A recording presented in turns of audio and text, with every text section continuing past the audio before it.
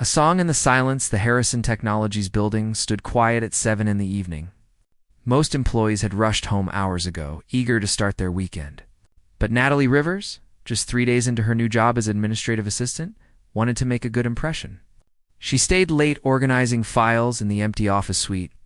With her headphones on, Natalie hummed along to her favorite playlist. The upbeat melody made the boring paperwork feel less tedious. She swayed in her chair, using a stapler as a makeshift microphone. The infectious rhythm took over, and soon she was singing out loud without realizing her headphones had fallen out. Dancing through the morning light, everything will be all right, Natalie sang, adding dramatic hand gestures. She spun in her chair, completely lost in the moment. Her voice echoed through the empty office as she performed an enthusiastic dance move that nearly knocked over a stack of folders. What Natalie didn't know was that someone had returned to the office. Jonathan Blake, the company's CEO, had forgotten an important contract document. He stood frozen in the doorway, watching this unexpected performance with wide eyes. Jonathan was known throughout the business world for his serious demeanor. At 42 years old, he had built Harrison Technologies into a billion-dollar company through hard work and determination. But everyone who knew him noticed the same thing. Jonathan Blake never smiled. Not at company celebrations, not during successful deals, not even at casual gatherings. The reason was deeply personal. 15 years ago, Jonathan's younger sister had died in a tragic accident. She had been the light of his life, always laughing and bringing joy to everyone around her. After losing her, Jonathan had buried his emotions deep inside. Smiling felt like a betrayal of her memory. The moment everything changed, Natalie reached the chorus. She executed a dramatic spin that brought her face to face with Jonathan. Her scream echoed through the office. Papers flew everywhere. Her coffee mug tipped over, spilling across the desk. In her panic, she tripped over her own feet and crashed into the filing cabinet. Oh my goodness. Mr. Blake. I didn't hear you come in. Natalie gasped, her face turning bright red. She scrambled to pick up the scattered papers, only to drop them again in her nervousness. Jonathan stood perfectly still, his expression unreadable. But something was happening inside him. The corner of his mouth twitched. His shoulders shook slightly. And then, for the first time in 15 years, Jonathan Blake smiled. It started small, just a gentle curve of his lips. But within seconds, he was laughing. Deep, genuine laughter that surprised him as much as it surprised Natalie. I'm so sorry, Mr. Blake, Natalie stammered, still gathering papers from the floor. I thought everyone had gone home. I was just trying to make the work more fun. I promise I'm very professional during business hours. Jonathan cleared his throat, trying to compose himself. But the smile remained on his face, refusing to disappear. Miss Rivers, I came back for a forgotten document.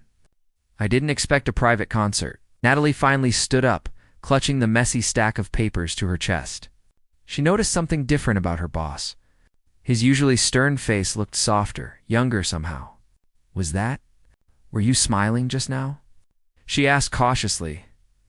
Jonathan touched his own face, as if confirming the smile was real. I suppose I was. That's wonderful. Everyone at the office says, you never smile. I was starting to think it was against company policy or something. Natalie's natural warmth shone through her embarrassment. For a moment, Jonathan considered correcting her casual tone, but something stopped him.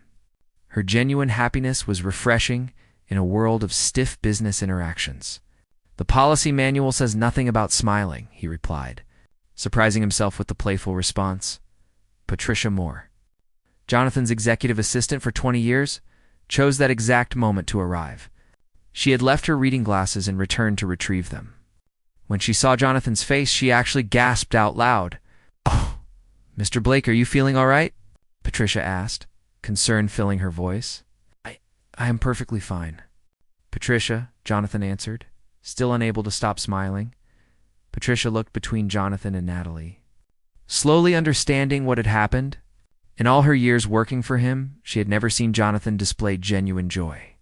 Well then, I'll just grab my glasses and leave you two to your evening, she said diplomatically, though her mind was racing with questions.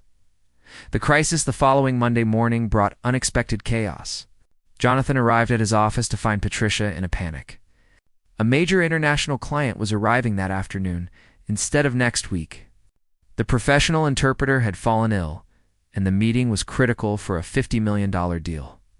"Does anyone on staff speak Japanese?" Jonathan asked, already knowing the answer. Patricia shook her head helplessly. "I've called 3 agencies. Nobody is available on such short notice." Natalie, passing by with morning coffee, overheard the conversation. "I know a few words in Japanese," she offered tentatively. "I studied it in college for a semester before switching majors." Jonathan and Patricia stared at her. "How much Japanese?"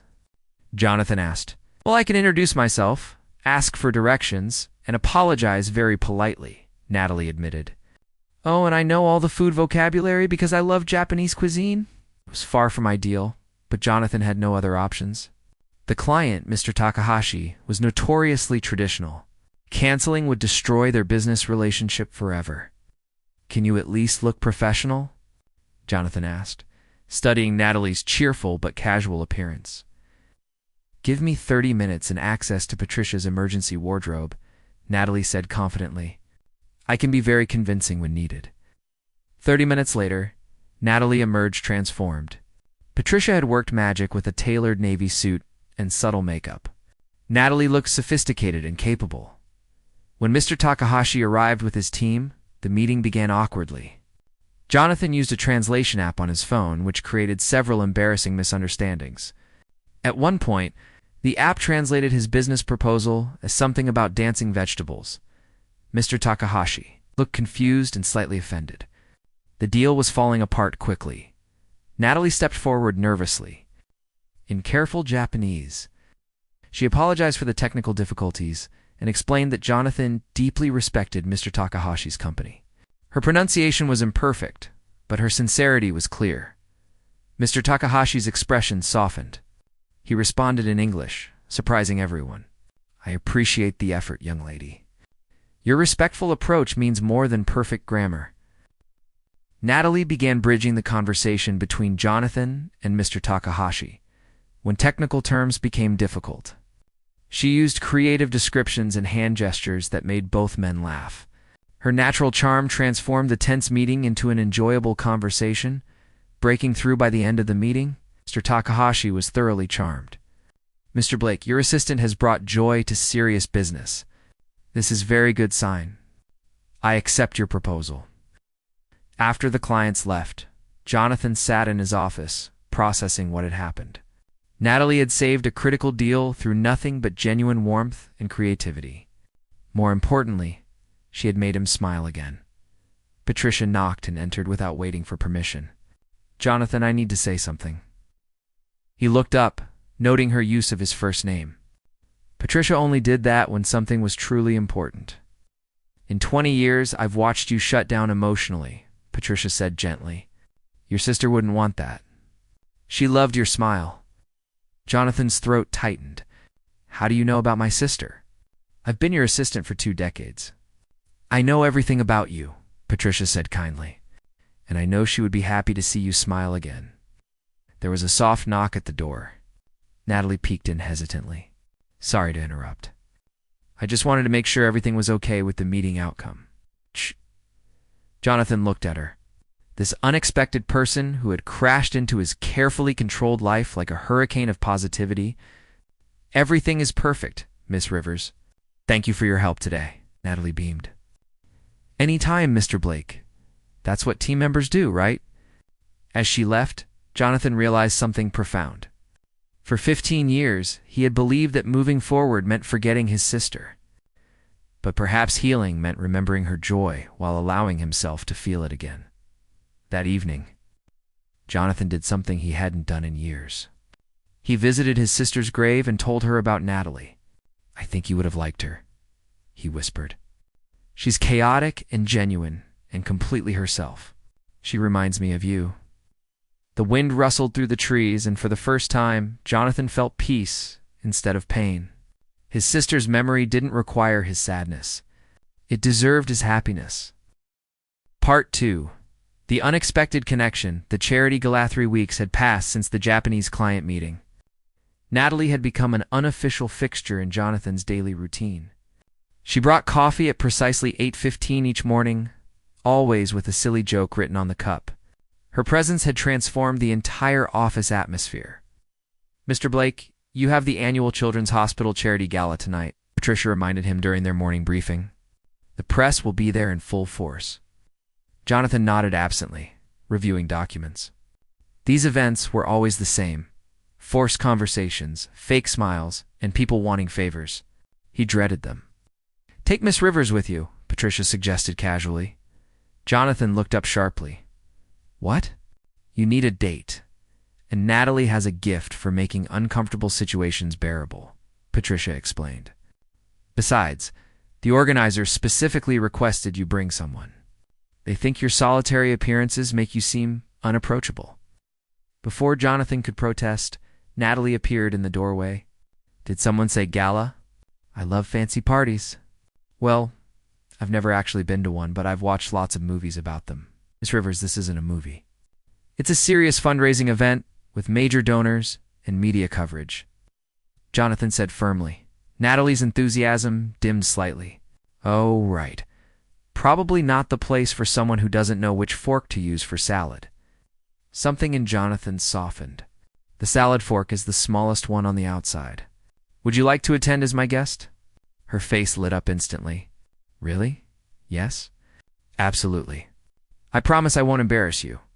I'll be so professional that people will think I'm a robot. A very charming robot." Patricia smiled knowingly. "I'll arrange for appropriate attire to be delivered to your apartment, Natalie." An evening of surprises that evening, Jonathan arrived at Natalie's modest apartment building in his town car. When she emerged, his breath caught in his throat. The elegant emerald dress complemented her warm brown eyes perfectly. Her usually playful expression held a touch of nervous excitement. "Too much?" Natalie asked, suddenly self-conscious. "You look beautiful," Jonathan said honestly, offering his arm. The Plaza Hotel ballroom glittered with crystal chandeliers and designer gowns. Natalie's eyes widened as they entered. "This is like stepping into a fairy tale," she whispered. Jonathan found himself seeing the event through her fresh perspective. Instead of tedious obligation, it became an adventure. Natalie's genuine reactions to everything, from the ice sculptures to the orchestra, reminded him that wonder still existed in the world. A smooth voice interrupted his thoughts. "How delightful to see you." Jonathan tensed immediately.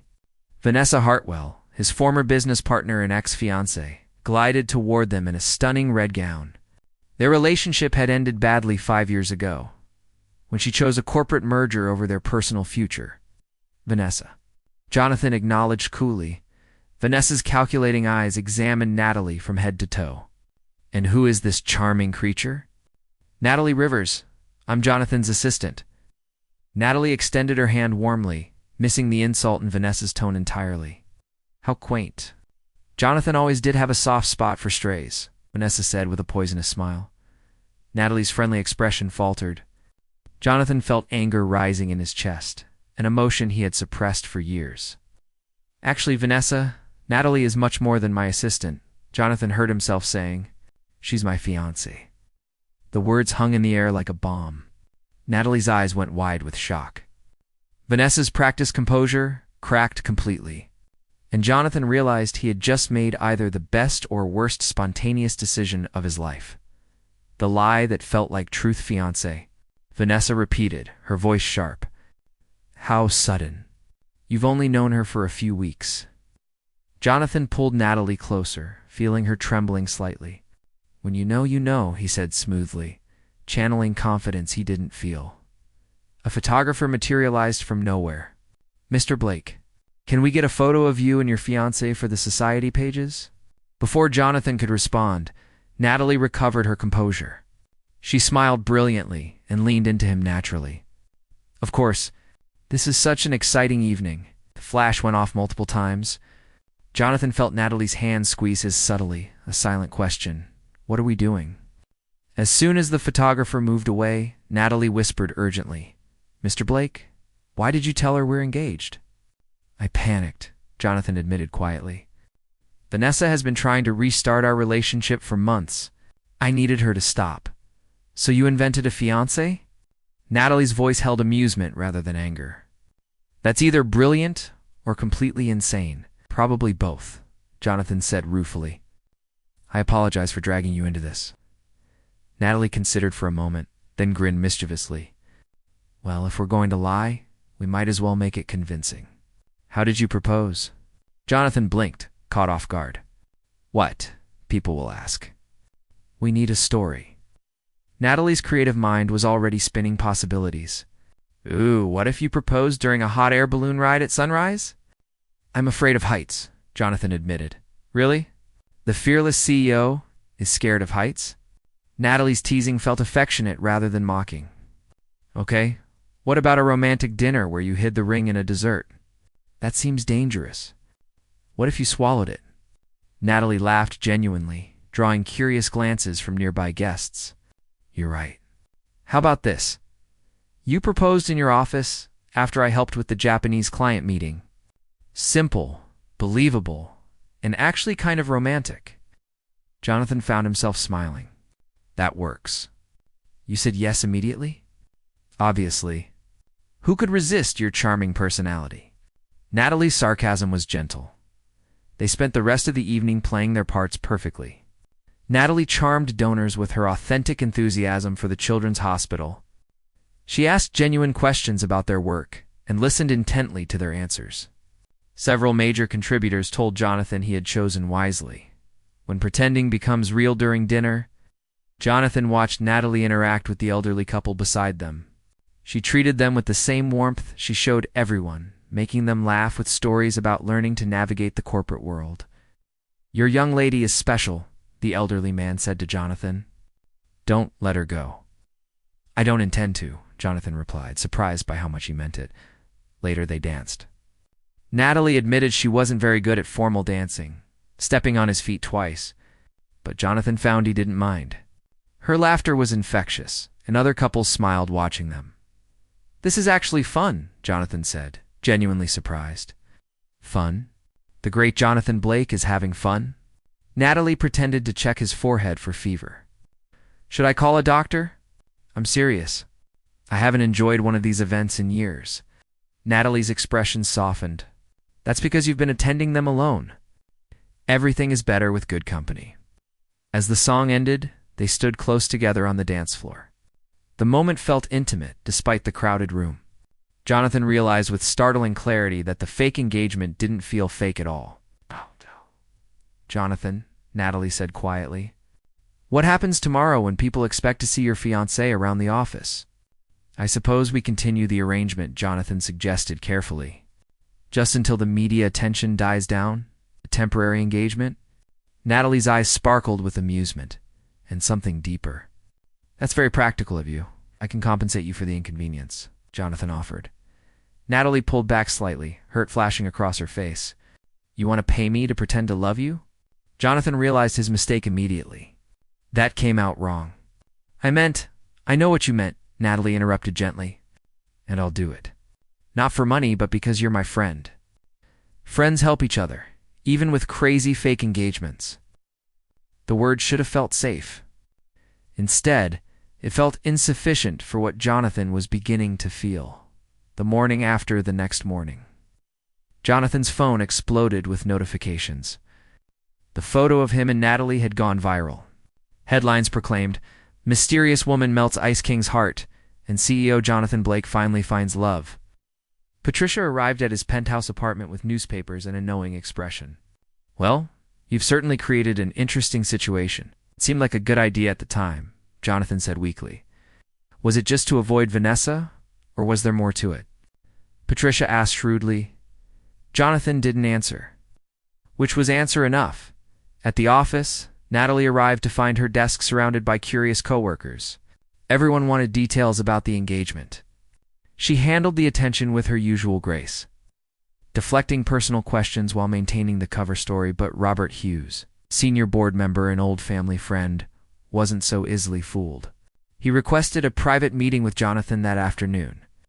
An engagement, Robert said skeptically. You've known this girl for less than a month. Sometimes timing doesn't matter, Jonathan replied carefully. Robert studied him intently. I've known you since you were 15, Jonathan. I watched you shut down after your sister died.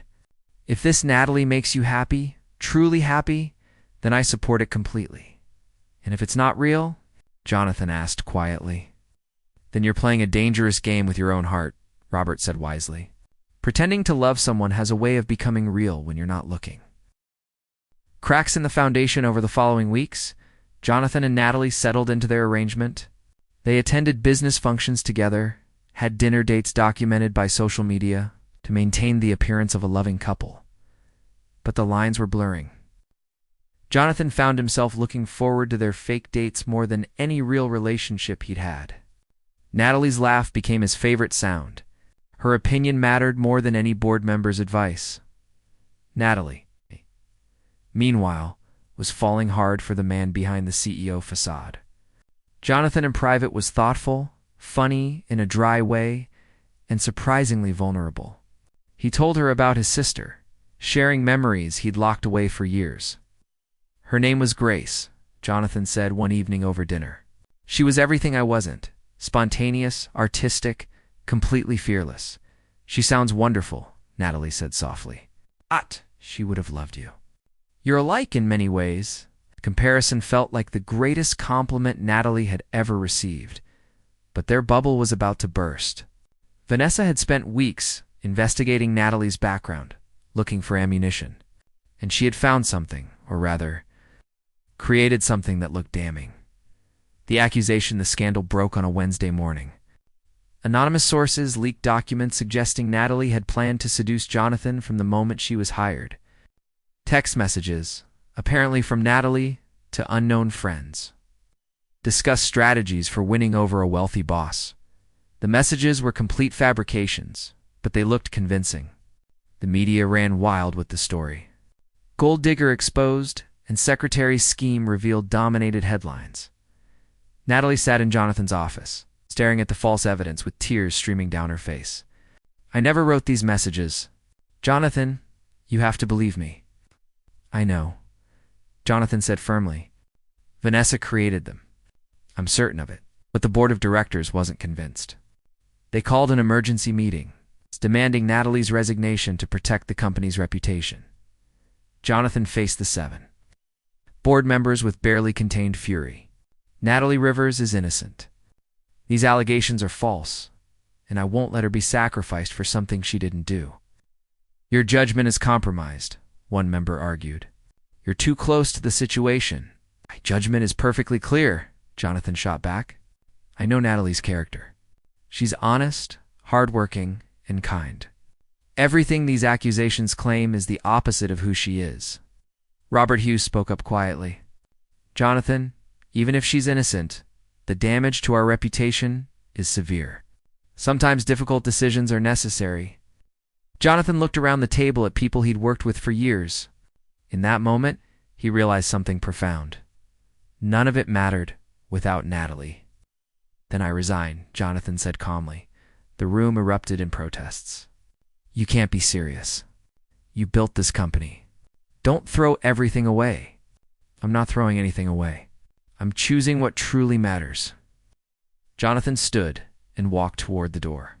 Natalie matters. And if you can't see her value, then I don't want to be part of this company anymore. He found Natalie in her small office, packing her belongings with shaking hands. When she saw him, fresh tears spilled over. I'm so sorry, she whispered. I've ruined everything for you. Jonathan pulled her into his arms. You haven't ruined anything. You've saved me. Saved you from what? From a life without joy, without love. Without you, Jonathan tilted her chin up gently. These past weeks pretending to be engaged have been the happiest of my life. And I realized something. I don't want to pretend anymore. Natalie's eyes widened. What are you saying? I'm saying I love you, Natalie Rivers. Truly, completely, inconveniently love you. Jonathan smiled that smile she'd first witnessed in the empty office. Will you marry me for real this time? Natalie laughed through her tears. That's the worst proposal timing ever. We're both about to be unemployed and publicly humiliated. Ow. Is that a no? That's a yes, you ridiculous man. Natalie kissed him with all the emotion she'd been holding back for weeks. I love you too. Even though you're afraid of heights and can't dance properly and took forever to realize this was real? Fighting back, Jonathan Blake wasn't the type of man who gave up easily. After proposing to Natalie for real in the midst of chaos, he made several important phone calls.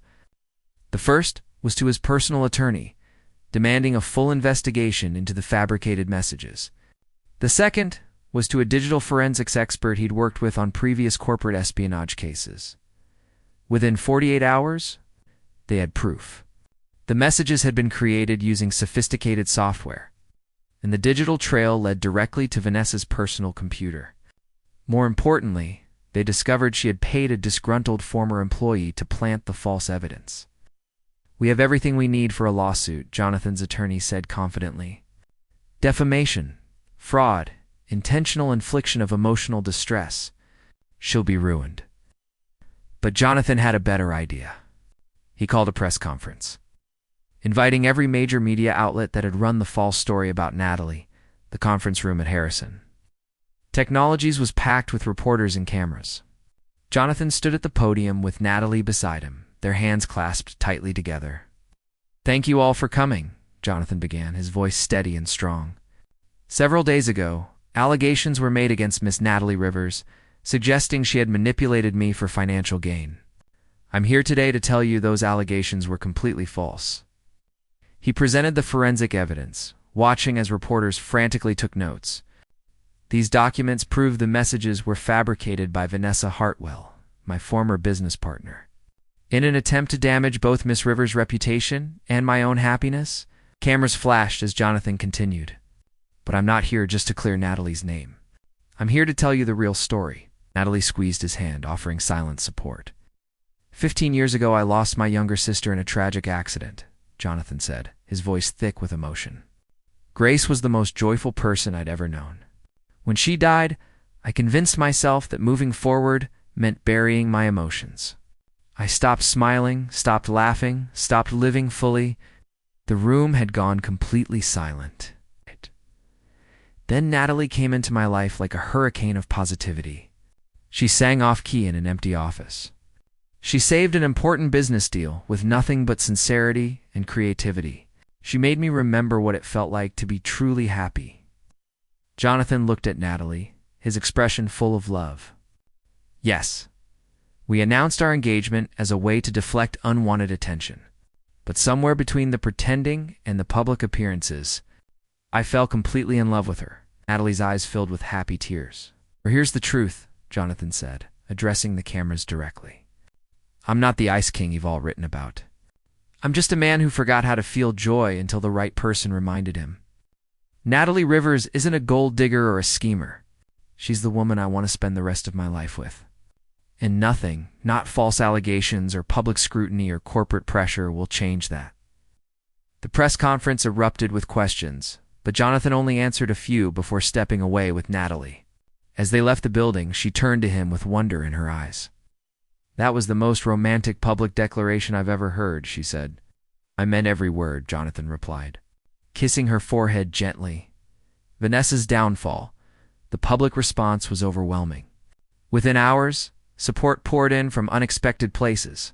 Employees at Harrison Technologies created a petition supporting both Jonathan and Natalie, gathering thousands of signatures. Major clients issued statements standing by Jonathan's leadership. Even competing companies expressed respect for his integrity.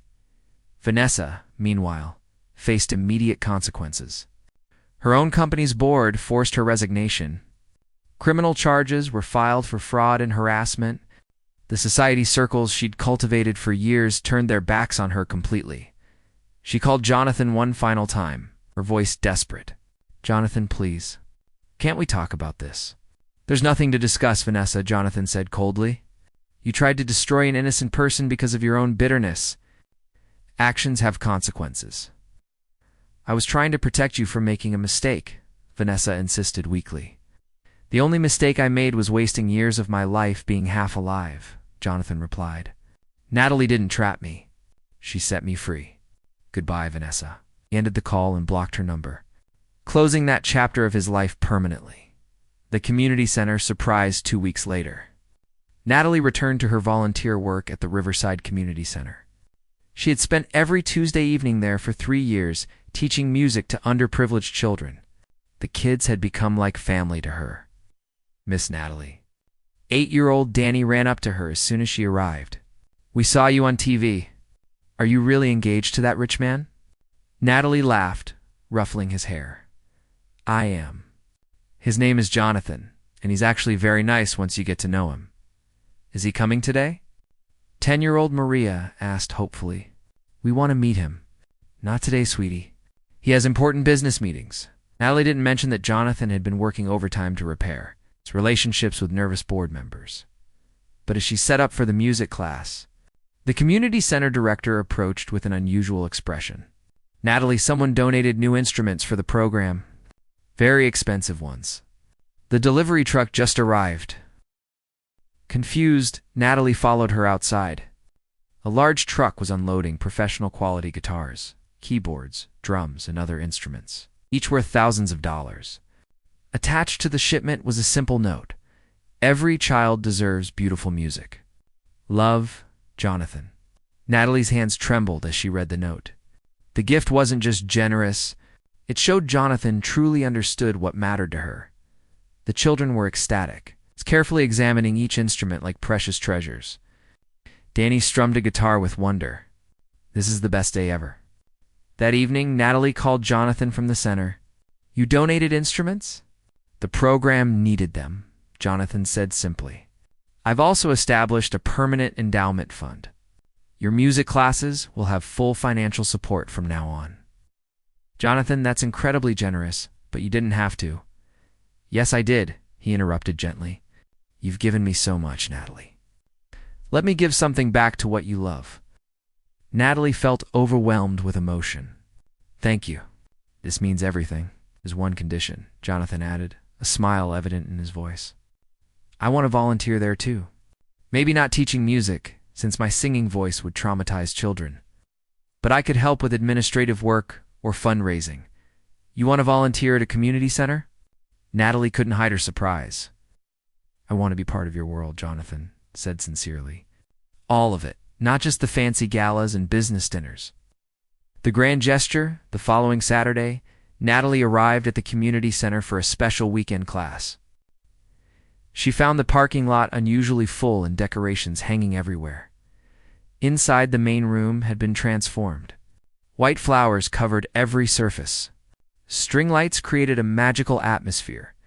And standing in the center of it all was Jonathan, wearing a tuxedo and holding a microphone with an expression of pure terror.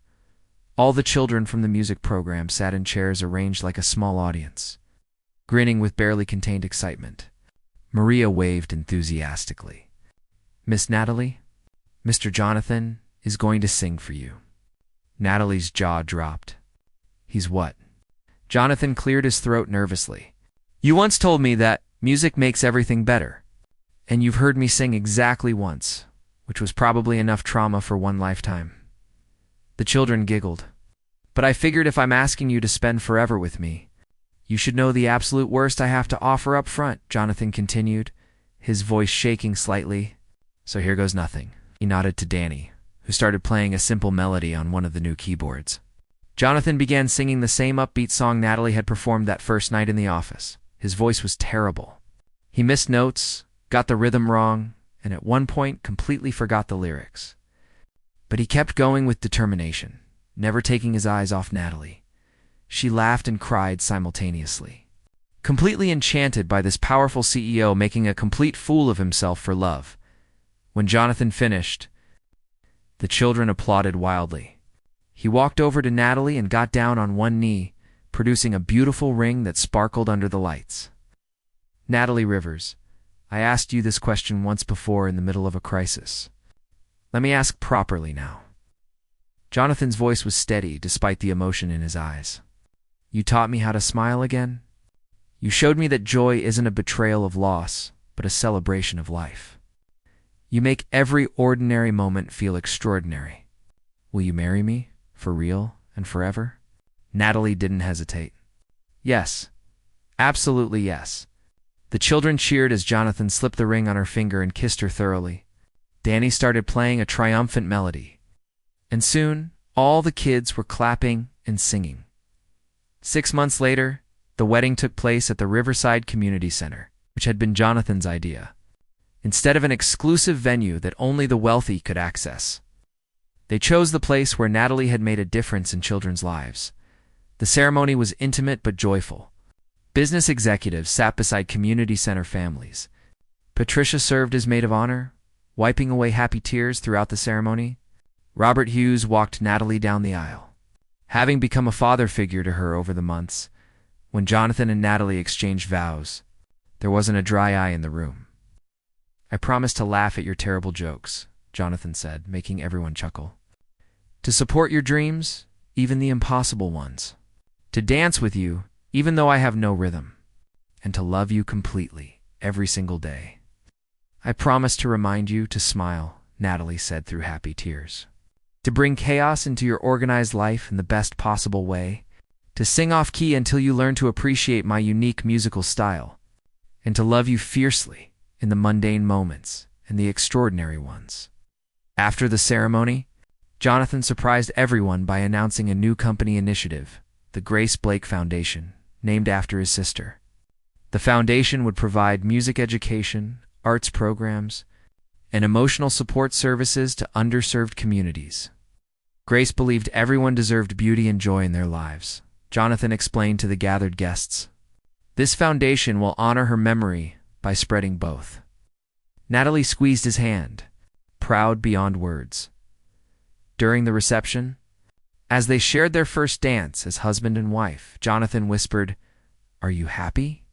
Deliriously, Natalie replied, "Though I should warn you, married life with me will be very chaotic." "I'm counting on it," Jonathan said, spinning her gently. "Chaos suits me better than I ever imagined." Robert approached them after the dance, his expression warm. "Your sister would be proud, Jonathan. You finally let yourself live again." "Natalie made that possible," Jonathan said, looking at his wife with complete adoration. "Love always does," Robert replied wisely. New beginnings 1 year later. Jonathan stood in his office at Harrison Technologies, now serving as both CEO and chairman of the Grace Blake Foundation. The company had never been more successful. Employee satisfaction had reached record highs under his transformed leadership style.